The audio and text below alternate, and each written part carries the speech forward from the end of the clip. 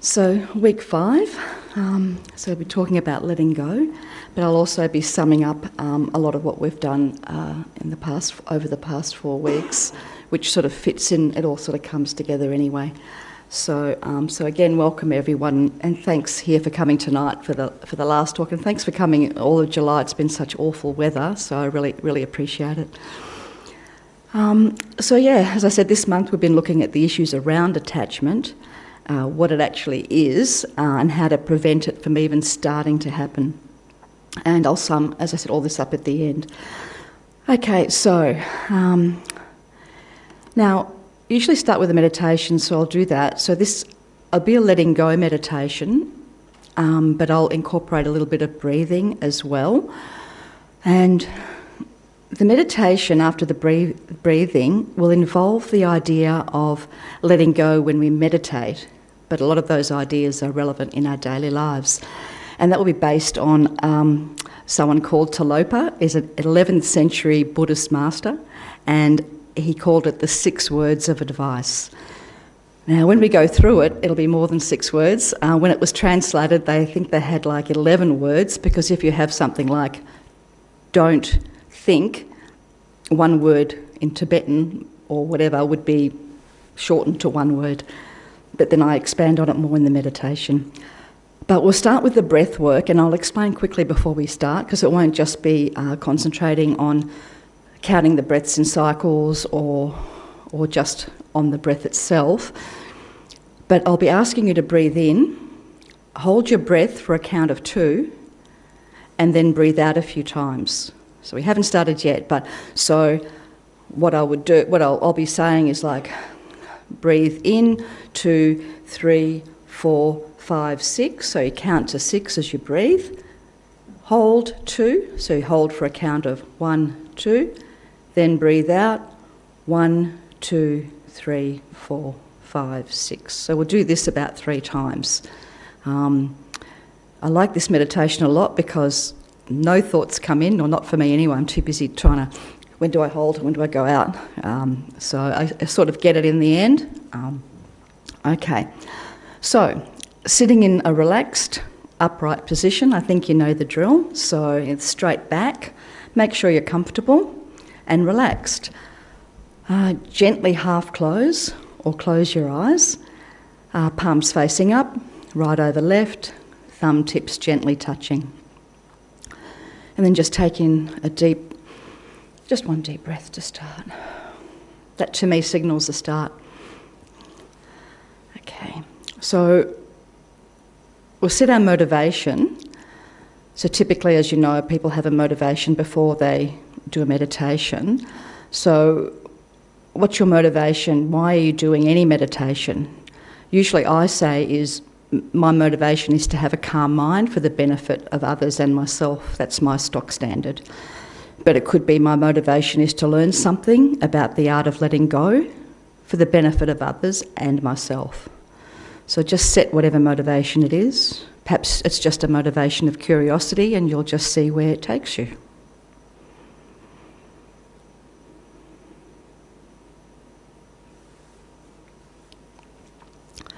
Okay, now we'll be holding the breath at the top of the count to 6.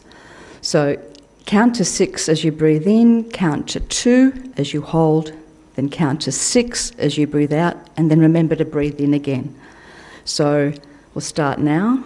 Breathing in, 2, 3, 4, 5, 6.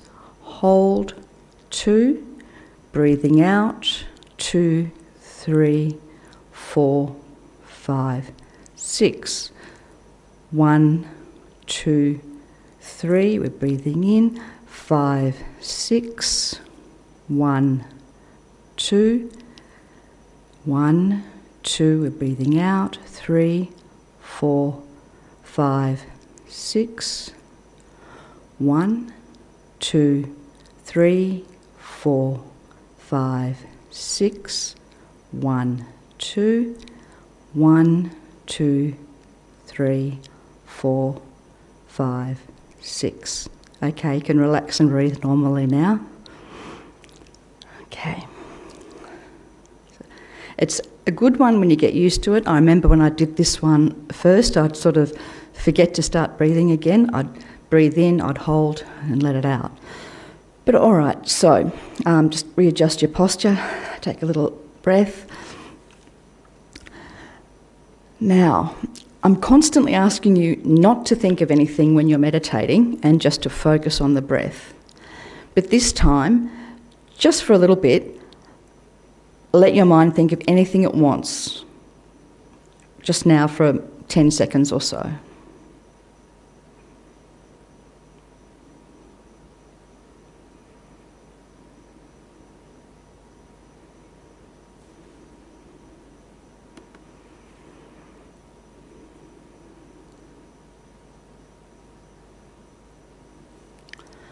Okay, get your mind back onto the breath. All right, so these words of advice from Talopa, it's really for meditating. So it's about how to help you meditate and those thoughts that you had before. But funnily enough, when you're allowed to think about stuff, then all of a sudden you want to start breathing. Well, I do anyway. So the six words of advice, I'll just run through them briefly and then I'll get into them. It's don't recall, don't imagine, don't think, don't examine, don't control, and rest. So number 1, don't recall. So let go of what has passed, leave all thoughts of today, the week, the year behind. Don't get lost in the past and let go of what has passed. So we're really just thinking about these things, how it pertains to our own meditations. And this is his advice. So number 2, stop imagining. Let go of what may come. Don't speculate about the future. Don't think about tomorrow or the dinner plan for this week. Let go of what may come.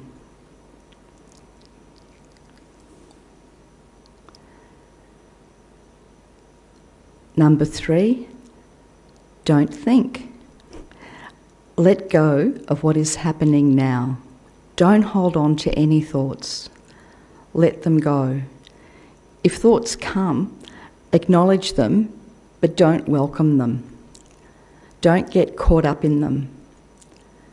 And concentrate on your breath if that helps.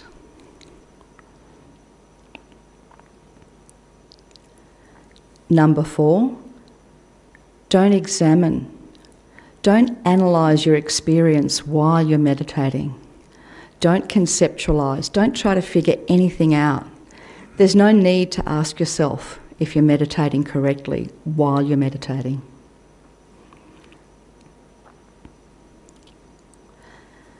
Number 5, don't control. Don't try to make anything happen. Let everything in this moment be as it is.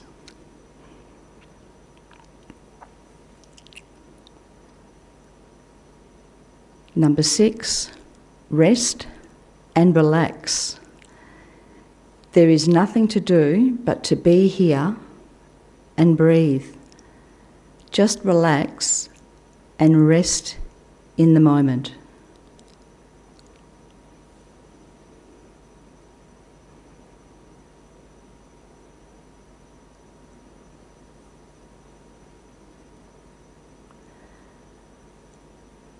Okay, so let's dedicate the positive energy we've created by doing this meditation to helping. We can do whatever you like, dedicate however you like, but maybe to help everyone being able to let go, or to the enlightenment of all sentient beings, including yourselves. But you can dedicate however you wish. When you're ready, come back into the room and gently open your eyes and maybe have a wriggle. So as I said, some of these concepts, it's good advice for meditating, but as we'll see, it also comes into the general concept of letting go in our daily life. So I like this one because it is hard to become distracted by thoughts. So with the breathing part of it anyway. So any questions about the meditation itself or meditating at home? I think I remember saying try to add a motivation to your meditation to see how that goes. But has anyone got any feedback on their meditations? Because this is the last one. You would have been, if you did it every day, it would be more than 28 days. So hopefully rejoice at any effort that you have made. Because it's important to do that. A lot of us tend to beat ourselves up that we're not meditating enough, or oh, I missed it today. But just be happy when you do sit down and do it.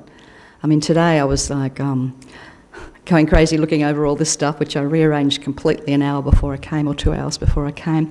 But maybe it's a bit of exaggeration, but I did rearrange it today. And so this morning I thought, I just did 3 breaths, but then I thought, since I'm here, I'll turn it into 7. So I did do 7 rounds because I thought I actually also, like I said, I'm on the journey with you. I want to really make a habit of it because the rationalisation is so strong. But my time isn't that important. I'm not such an important person that I don't have time to sit down and do 3 little breaths. So, and again, it's easy to use an app, the Smiling Mind app, the Calm app, Headspace app. There's quite a few out there. And you can, a 3-minute meditation, and you just press the button on your phone. Here I am blabbing. Does anyone have any questions or thoughts about meditation? The practice as such? I do encourage you to keep going at it, or trying it if you haven't. Okay, so now we'll talk about letting go. So letting go isn't forcing the attachments to go away. So Mingyur Rinpoche, the monk I've spoken about in the past, I've quoted from in the past, I found an online teaching of his called The Art of Letting Go, and he says that the meaning of letting go is accepting the way things are. He says letting go is not about giving things up or pushing them away. You are accepting them. You're not ignoring the way things are. You're not trying to control things. You're not suppressing things.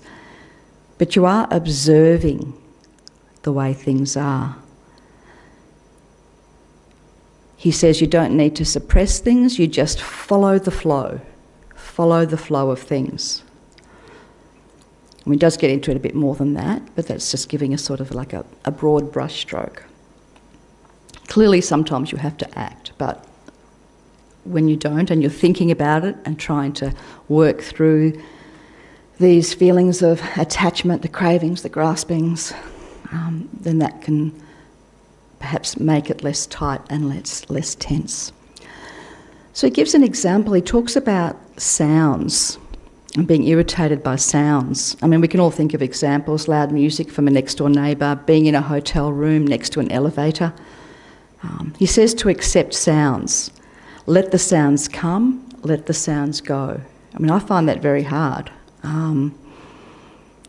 I've been in hotel rooms where there's like a speaking elevator where it says which floor is and close the doors and all this sort of stuff, and it drove me crazy. And it would be very hard for me to sit there and let the sounds come and let the sounds go. But that's what you'd have to aim to do. You'd have to accept the situation, unless you move hotels. And I can't control anything, and so I shouldn't be trying to control things. And I can't ignore it. No point swearing all the time about it. It's not going to do anything. So you have to accept it and follow the flow. Just calm down. Right? I didn't do that at the time, but now that I'm reading this, I think I'm armed with a bit of knowledge and I can maybe do that next time. Next time the neighbour plays loud music, my solution is always to play loud AC/DC music, to trump whatever they're playing. That usually works, or the Ramones or something really loud, but that's not what I should be doing. That won't really work. Okay. All right, he says, now this is interesting, he says that letting go of being irritated by the sounds decreases the pain of being attached to silence.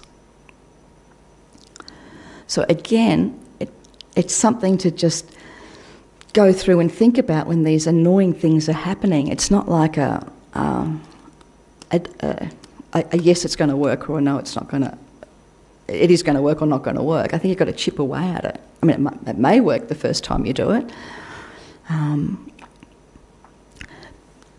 So we'll come back to what he says. The meaning of letting go, he says, is accepting the way things are.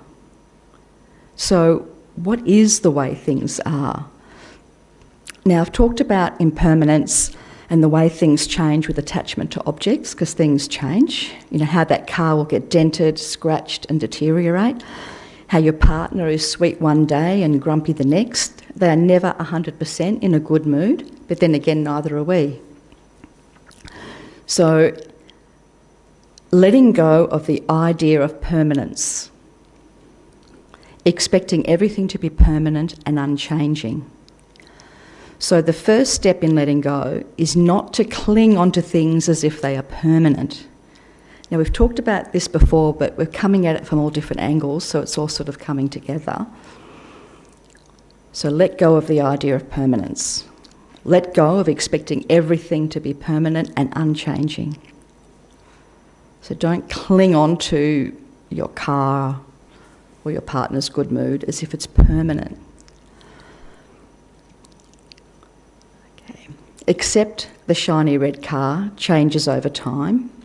Accept that your friends and work colleagues change over time.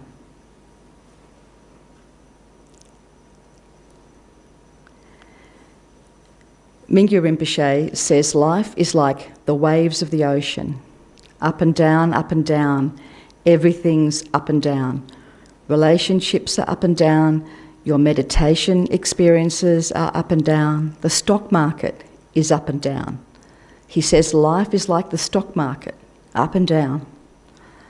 He says that, well, we all know there was a global financial crisis, and there have been many before that, and then it goes back up. When we attach ourselves to things or outcomes, which we've spoken before, so when we attach ourselves to things or outcomes, we resist this natural up and down flow, and then we get affected by it because we don't accept that there's an up and down flow to the things we're attached to. So we resist it, and it brings us pain when the up and down happens.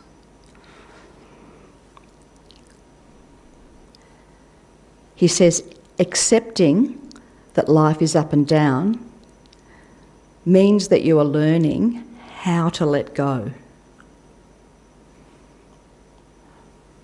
What you are letting go is the view that things in this life, or in life, are permanent. So what you're letting go is the view that things in life are permanent. You're letting go of the view, not the thing. He says that having no attachment, for example, to a favourite cup doesn't mean getting a hammer and destroying the cup. Just accept the cup as impermanent. He says that when you've really understood this and accept impermanence, then attachment will automatically fall away. So if you understand the cup is impermanent and fully accept it, with every fibre of your being rather than just an intellectual notion, then the attachment will fall away. So the first thing in letting go is to let go of the idea of permanence. And another thing actually is showing compassion for yourself. I was reading Pema Chodron, the nun I spoke about before, and she, I didn't write the book down. Oh, yes. I have a list of my resources here. The Wisdom of No Escape. It's a great book. She's also written things like Start From Where You Are, like Accept Yourself. So, of course, she's writing about having compassion for ourselves. And interestingly enough, this is a key in letting go as well.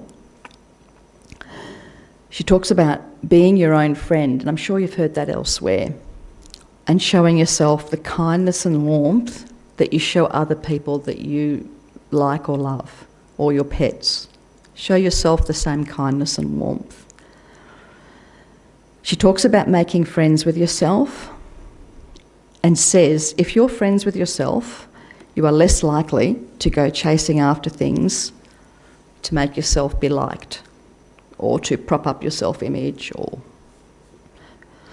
fill a hole in yourself. You'll also be able to let go of things more easily, as you won't be so clingy and grasping onto them so tightly. Liking yourself will diminish the whole drama of, I can't let him go, I'll be miserable without him. I'd be useless if I lost her, she's all that I have. So all that drama. So we made a start on compassion for ourselves the other day when we did the sending yourself love and good wishes meditation. I once heard I was hiking the Camino, and one lovely Brazilian woman looking after one of the hostels, she said walking along the Camino was like walking towards yourself, getting to know yourself, being kind to yourself. And when you do that, letting go of attachments is easier because you're stronger and happier within, and you don't need the external to make you happy. It's harder to let people go when it's necessary if you depend on them for your sense of worth or happiness. If you love yourself, on the flip side, if you love yourself, then you're less likely to go half-cocked looking for anyone to fill that gap. So if you want to let go of someone who's unkind to you, or they leave, then compassion and love for ourselves allows us to release the hold of attachments. The attachments we have to people who we think will fill that not being loved gap. So I hope that makes sense. Just sort of fill yourself with warmth and love, and try to work on the fact that, I know it's very pop-agey and new-agey to say love yourself, be kind to yourself, but it's also very Buddhist as well. I mean, the Buddhist nun has written all about it. And they do say that to help others, you have to help yourself. So that's really important as well. Okay. So meditation and mindfulness, I'll be talking about in a sec, because Pema Chodron also says, if all that thinking about letting go of attachment, if all that thinking fails, she says, go to the cushion. Sometimes you can think and think and think and think. Go to the cushion. You've done a lot of meditations and a lot of other Monday night teachers as well that have given you, and there's meditations outlined in these books. So she says, go to the cushion. So sitting on the cushion gives you a chance to be mindful. Now, mindfulness is powerful. It's a powerful practice of awareness in the present moment, being aware of your thoughts, your feelings and emotions right now, without judgment. You're just being mindful of them. And mindfulness, it helps us ground ourselves in the present moment. So you can sort of see how that links back to the initial thinking meditation we did before. So, for example, when you catch yourself having those dramatic, craving, grasping, uneasy feelings from attachment, again, I can't let him go, I'll be miserable without him. Oh, my car. She says, Pema Chodron says, to recognise that moment of unease and learn to relax in that moment. Calm down. That moment of unease in relation to your attachments could also be your reaction to criticism, like attachment to reputation. So you could be reacting badly with criticism, or the ubiquitous scratch or dent on your car, or not getting that restaurant booking that you really wanted to get. Which happens, I've seen people lose it when they can't get into a restaurant that they'd planned. So you recognise this unease, be mindful of it, that feeling from attachment that we've spoken about, observe it and relax. Don't get hooked in, don't get caught up in the storyline. Just sort of set yourself apart with a little notepad. I think when I first did a Vipassana meditation and I had to observe all the sensations, I imagined myself outside with a little clipboard, observing myself, so I wouldn't be too caught up with things. Okay, you don't caught up in the storyline. So she says, we can go and sit on the meditation cushion and rerun the story. Maybe we start with remembering all the worked up feelings and get in touch with that.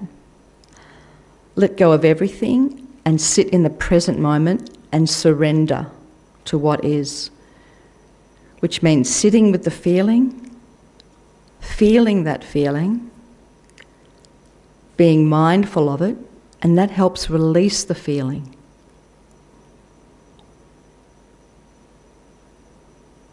You could also do that with anger. I mean, any feeling, not just one's anger could be related to attachment as well. And you feel it and it will dissipate. I think we talked about this once before with a strategy when you're meditating and you get a sore knee from sitting cross-legged. And if you focus on the pain of the knee, it dissipates. And it has worked for me a couple of times. But I haven't meditated for that long, for a while. Okay. So you could also do a breathing meditation. Never underestimate the power of a very simple breathing meditation. It's a circuit breaker from life. You can always, if things are just getting on top of you, or you've got all these thoughts in your head spiralling around, just go and sit somewhere and just do a breathing meditation. It's just a circuit breaker. It cuts off the thought spiral. But it also, of course, works to let go of the thoughts of attachment. You could do a gratitude meditation, and we did one of those. So as we discussed, I think it was last week, it lessens the cravings for something because you're grateful for what you have. So that lessens cravings, and eventually you can let go of the object of craving, the object of attachment, because there'll be no need for it. Or you can do an analytic meditation, which we'll do now. What a great segue, which we'll do now. Okay, so this is based on Pema Chodron's letting go meditation. It's called a boat meditation. You'll see why, it involves boats. But I've heard a few variations of it, so I've sort of smushed them together. So again, get into the meditation posture of your choice, but with a straight back, and be relaxed. And just take a deep, gentle breath or two. I guess the motivation for this one, because you don't know what it is, just to learn something about letting go, or just see where it takes you. Okay. Imagine that you're in a boat on a river, and you're happy, you're enjoying the evening light and the warm breeze.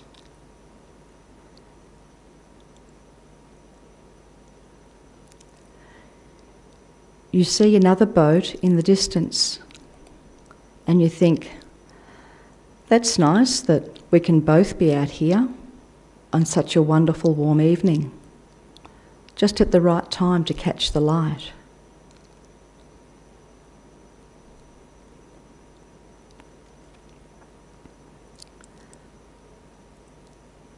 The boat is coming a bit closer to you, so you wave hi.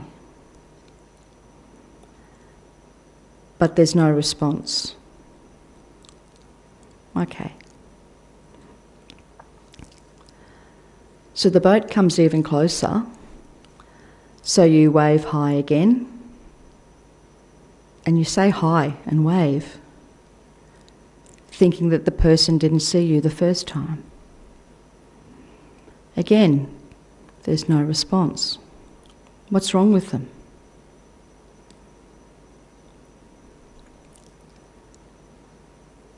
The boat keeps coming in your direction and keeps coming towards you. What's this person's problem? It keeps coming closer, too close, so you're screaming, "Watch out! Watch out!" and getting upset that the boat hasn't changed course, that this person is ignoring you.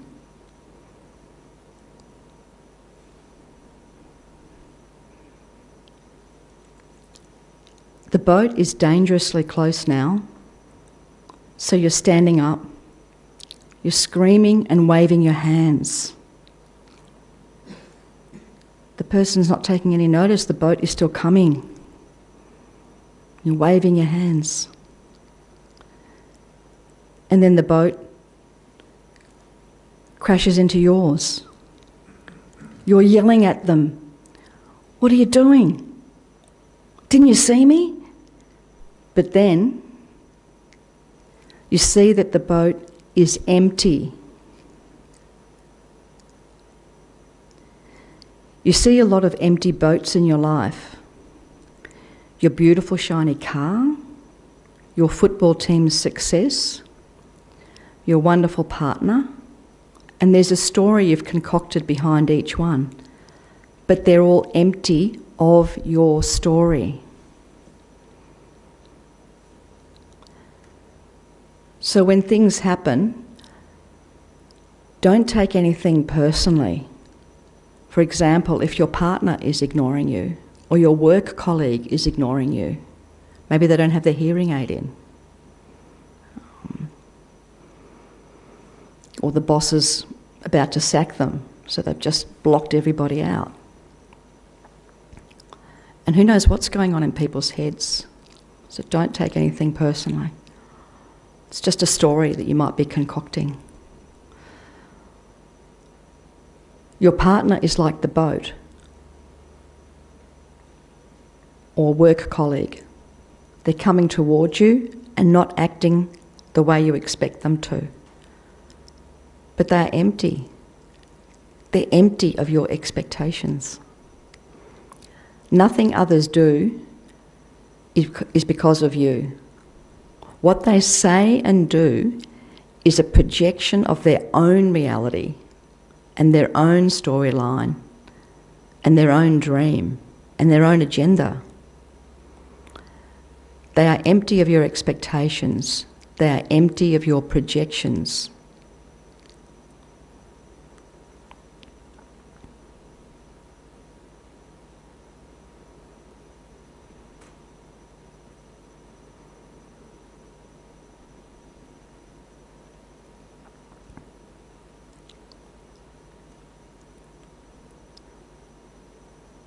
So put your mind back on the breath, feel your body, your feet touching the floor, perhaps wriggle your toes. Slowly open your eyes and come back into the room. I loved this meditation when I first read it, and then I heard it online. I thought, but the body's empty. So it worked on me. I might be a little bit naive. I always, when I see a movie, I commit, so I'm writing the movie, so I really suspend my disbelief. But I think you get the idea behind it, and I hope it was useful. Any questions so far? But you will have time later on anyway.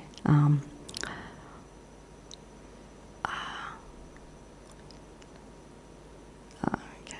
No, actually, I'm up to the wrap-up phase. So I might as well take questions on any of the meditations or any of the concepts. I mean, there's a lot more. I remember reading something about rituals for letting go of attachments, like writing on pieces of paper all your attachments and then burning them. Now, that's an easy thing to do, I guess. But for me, I suppose it could work because you're identifying the attachments, you're identifying any issues around them, so you're acknowledging it.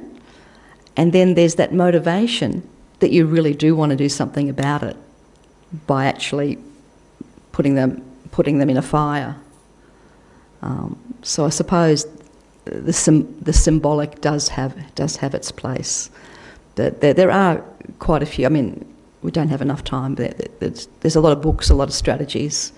But I think the permanence one is probably the main one that Mingyur Rinpoche brought up.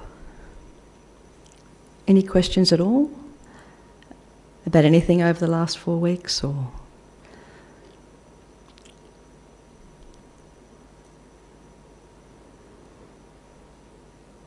okay. So I'll do a little wrap up.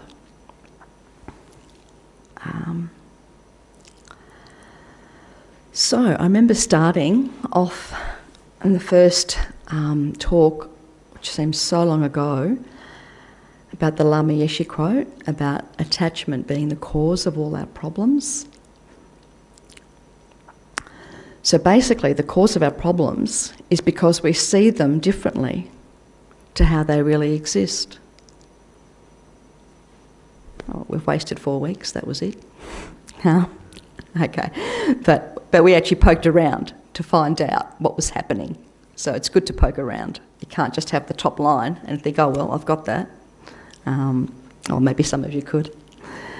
Okay, so week 1 and 2. So this is just a recap. I talked about attachment being a state of mind that wants and grasps onto things. So it's not the object or the person that's the problem, but the attachment to them and the way you view them. It's a deluded mind. Attachment is a deluded mind because it doesn't see the reality of a situation. Attachment overemphasises or exaggerates the positive qualities of the object or the person or the outcome and minimises any negative qualities. And it's not painting a realistic picture. And also, I touched on the fact that any happiness that we get is transitory. I spoke at great length about the Tim Tams. Have one, have another, have another, have another. Love, love, love those double-coated Tim Tams, but not lasting happiness. I said not permanent, but then my partner said, you can always go down the street and get some more. I go, yeah, but, you know, it's like never ending. You're always chasing it. That's the problem. Okay, so that was that bit. Yes, I also spoke about the Eckhart Tolle quote, because we talked about attachment to things to prop up your reputation or prop up self-image, a certain way of, your fashion or objects that you acquire. I think I spoke about real estate agents always like to have their BMWs and have their suits and project success. So you need to acquire things perhaps sometimes for your image and reputation.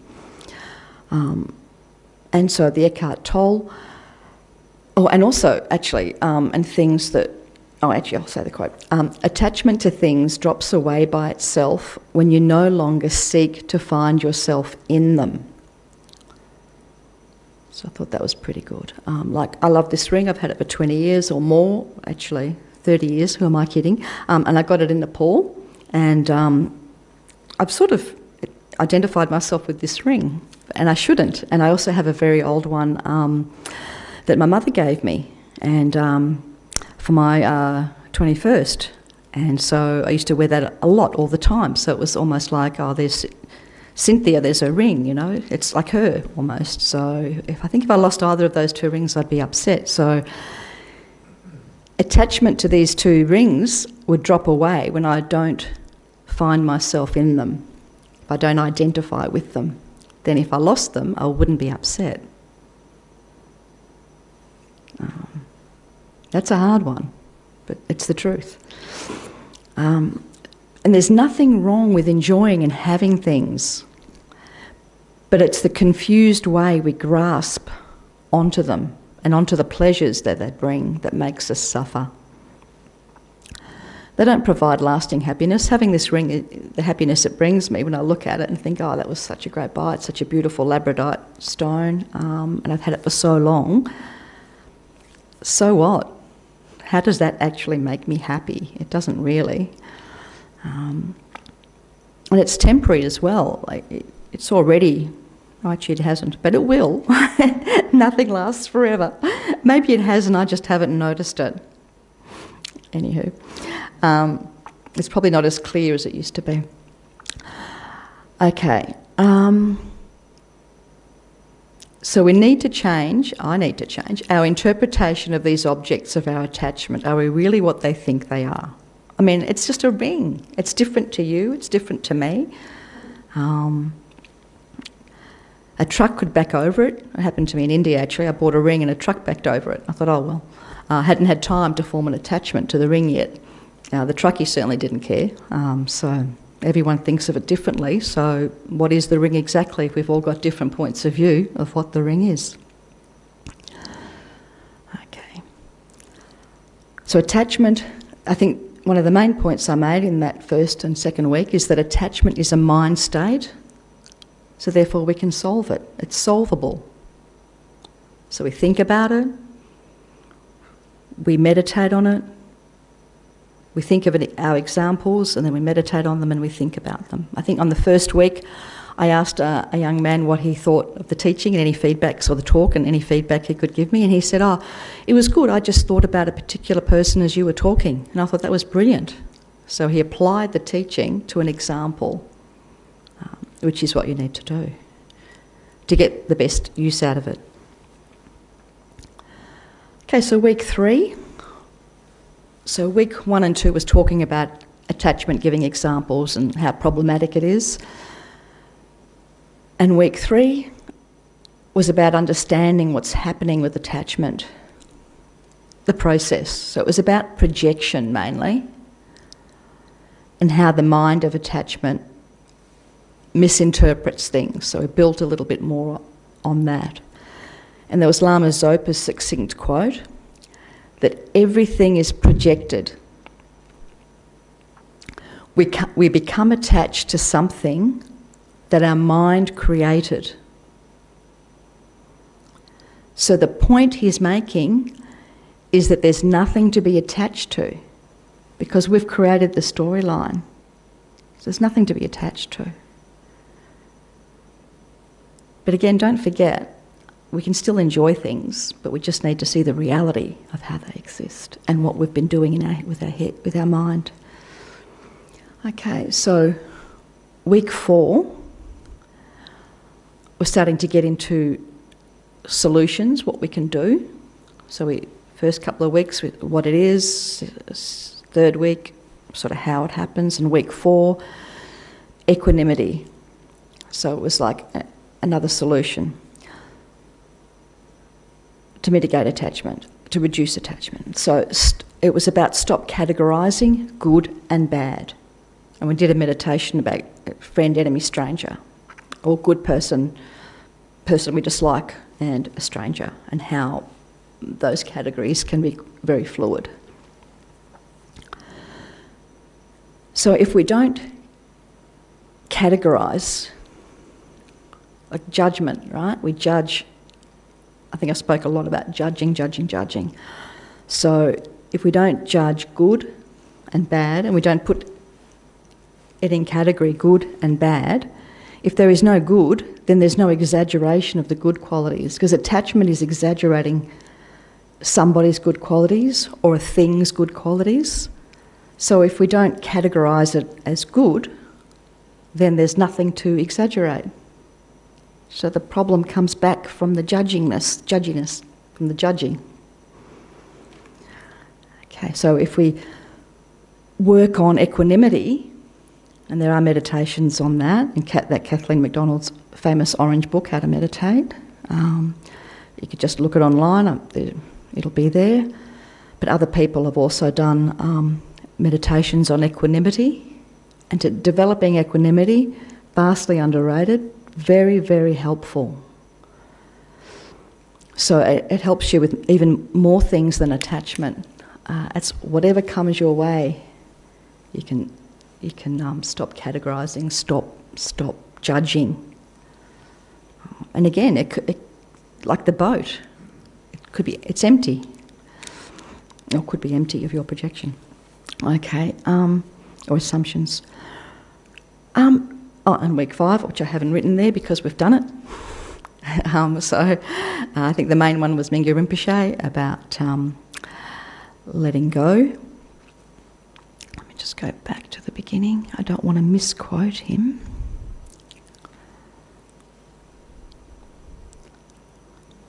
I'll just look it on here. Sometimes paper is better.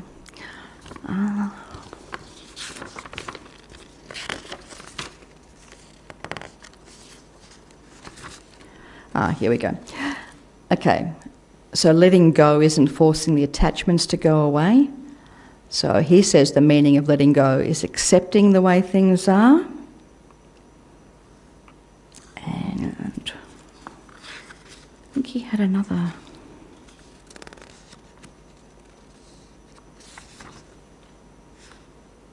He says that when you've really understood this and accept impermanence, then attachment will fall away. Okay, I should have actually popped that in there. Anyway, okay, so...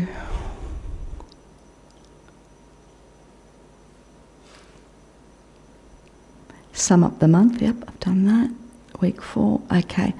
So when I was thinking about it, I thought I'd remember 2 things. That attachment is a mind state, so we can do something about it. And the second thing is the meditations. Breathing meditations, gratitude meditations, emptiness meditations, mindfulness meditations. They'll all help reduce attachment.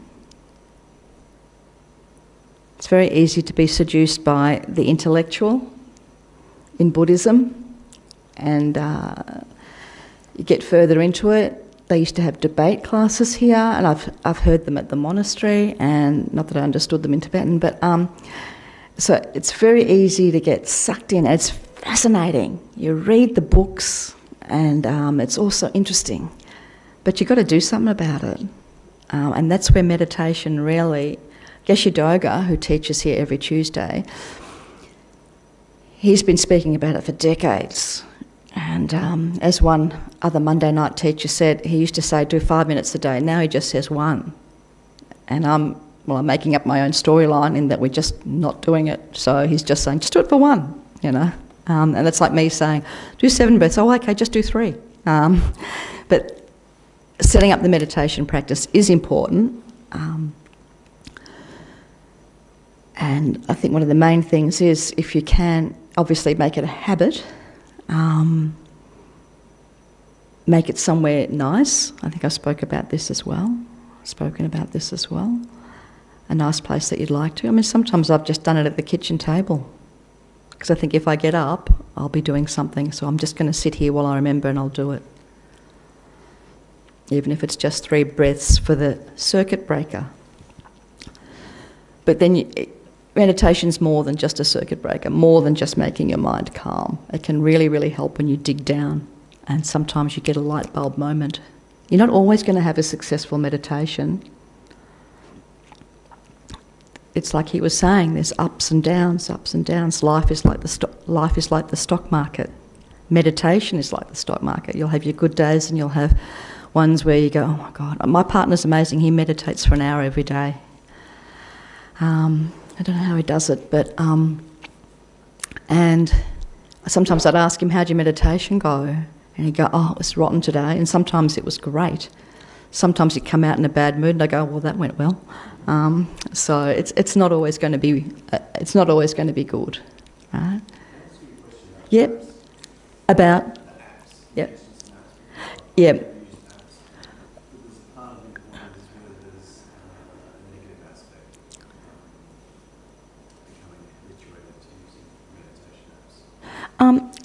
It Could be. It depends on your personality, if you're an addictive personality or if you're addicted to apps. But I think the concept of an app is to have a guided meditation. You could do your own breathing meditation without a guide because it's a simple one. But if it's an analytic one, you may not remember it all. But again, if you've got one of the books here that you can go through it and perhaps remember it, and then that might be a favourite meditation to always think about, and you can bring it to mind. The beauty of the apps for me is that it's a guided meditation, so you've got a voice there, and you don't have to think so much. So you can just sit and you can just press. That's a very different experience, though. Not for me, because if I come here and do a guided meditation, I've got my eyes sort of closed anyway, so it could be anybody's voice. I heard Tara Brack, she's also a good one, I haven't really used her, but Tara Brack's a good, she's got a lovely voice and she does some meditations. And it's nice hearing the voice, but it just really depends. It's horses for courses. But like I see your point, you can get too caught up in technology, most definitely, but it's not like going onto Twitter and just scrolling. It's not just technology. I mean, years ago, I had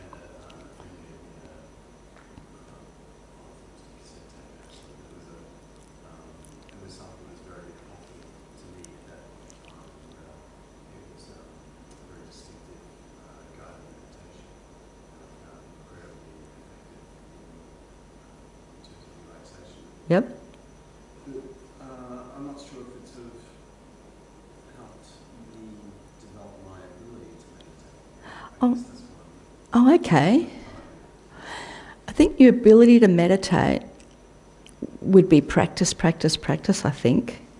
And some things work better for others, and when you find out what works for you, some people's ability to meditate is better when they do it first thing in the morning, or get up and splash some water on their faces and then go back and sit on the cushion.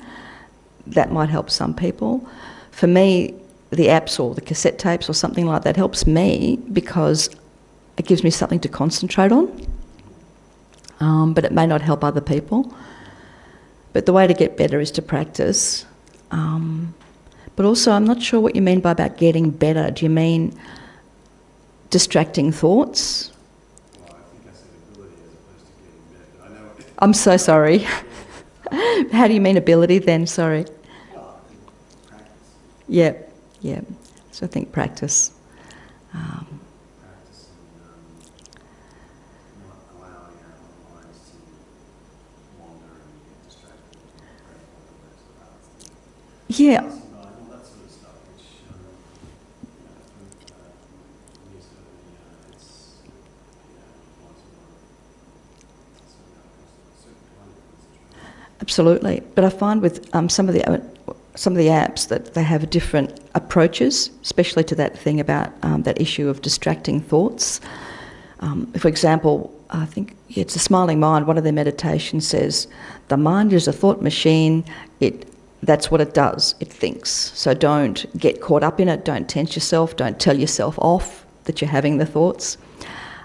Other books even say, it's the old one about think of the thought as a cloud floating off. Some people just say build a box around it and around yourself, or a pyramid, I suppose, and don't let the thoughts come in. Some people say acknowledge the thoughts. So it's like with the breathing, you find what suits you. Some people concentrate on the breath just below the nostrils. Some people like to use the lungs and concentrate on the breath there. So it's really finding out what suits you. I still find it difficult to have thoughts in my head. That's why I like to do a guided meditation, because if I'm doing it myself, I start thinking and going off. So for me, it's useful to have that voice bring me back. So I personally like that. Yeah. But I think, yeah. Cynthia, it was interesting because when you said to us, let your mind go, I think of anything. Yeah. Well, I know, right? I sort of, when I first had that on the Smiling Mind app, I thought, oh, I'm ready to meditate now, though. And I thought, yeah, it is interesting.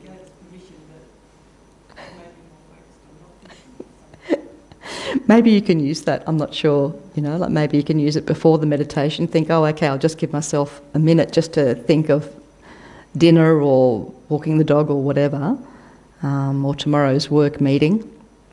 And then I used to, in the early days when I had a really a job where I had a lot of things to do, I used to have, in the end I had a notepad, and because my mind did actually become clearer in the meditation, so that meant that I kept thinking about tomorrow, and I would just jot down stuff because it would just be in my head. And I think I have to remember I've got to do this and talk to this person tomorrow. And so that doesn't work because it's still in my head. So I just write it and get back to the meditation. But that's because I didn't do it first thing in the morning. If I did it first thing in the morning, I think I would have been better off. But yeah, it is fascinating.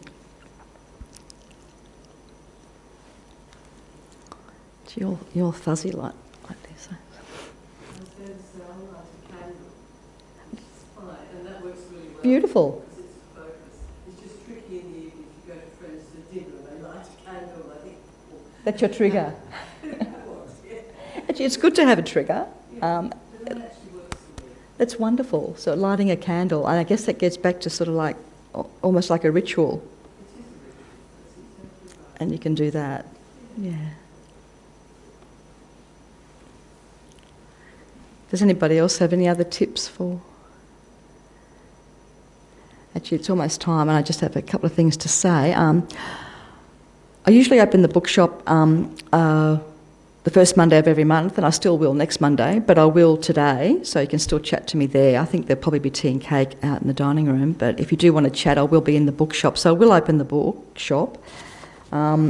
And again, just talk about the Monday night textbooks. I think I've spoken about this one, but I haven't spoken about this. We've got about, I think maybe 15 copies of this left. Oh, no, this is the first one. Oh no, this is a rare one. You're not going to get one of those, sorry. But we do have one that looks very similar to this. That's there. It's also part of the historic. We've got two. The first two volumes are sort of historic ones from a long time ago, sort of the highlight teachings of Monday nights, and then this is more a current one with all the current teachers. So we've got two of them. They're normally $18 each, but if you buy the two, they're $15 each. But it's sort of like the textbook, and it's like you hear things. I think I've said this before, and then you want to. Oh, look, here we go. There's about meditation posture, a breathing meditation. I think I saw one, thought transformation, impermanence and dependence. I know that's not what you were saying, but meditation is the answer to technology anxiety. And there's meditations, a body scan meditation. So again, you could read that and then you could get familiar with it. Then you won't need the guided voice. Or you could get one from an app or just on a laptop. You can search for one. Okay. I was just going to implore you to please keep meditating every day, same time if possible, even if you just close your eyes and do 3 breaths. I've got 2 minutes. Keep coming to Monday nights. The teachers here are wonderful. They come from such different backgrounds and have such different perspectives. So you've got these ancient Buddhist teachings, 2,500 years old, and it's come down from a lineage, and right down through to Geshe Doga, who's our resident teacher here, and all the teachers who teach sit at his feet and learn from him. And so yeah, I think, like I said in the first talk, you've got doctors, you've got teachers, you've got artists, all different backgrounds. And the different perspectives help you understand the topics more deeply. So even if 3 of them talk about attachment, if the next person, it'll be completely different. Maybe not completely, but you'll get a different perspective, different examples. So speaking of that, next month, John Wright is teaching, and he'll be very interesting. He knows a lot about Buddhism. I mean, so much more than me. You could ask him anything and he'll be able to answer it. He spent decades in India. He quit his job at the CSIRO because he wanted to find out a bit more about himself. I think it was a CSIRO, it was some sciencey thing. And he's very knowledgeable. He was also the spiritual coordinator for our sister centre at a teacher centre in Bendigo when he moved back from India and before he moved back here. And so he's attended many teachings by the Dalai Lama and other Tibetan Buddhist masters, but he just knows so much. He's a wealth of information. Draw it out of him. He's a bit quiet, but if you just draw it out of him. Evening meal service, Monday to Wednesday before teachings, 5:30 to 8 o'clock. And also just to remind you, Tara Institute has a Facebook and Instagram page, so we've got the newsletter as well, but there are other ways to keep in touch of what we're doing, but we do have a newsletter as well.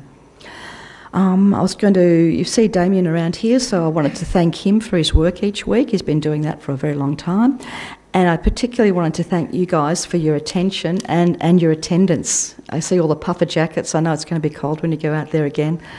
So thank you very much for coming here. It's so easy to stay in front of the TV, eating those Tim Tams, than coming out here and listening to me. So I really appreciate it, and I hope you got something out of it. And I'll probably see you next week in the bookshop, if not tonight again. So thank you very much.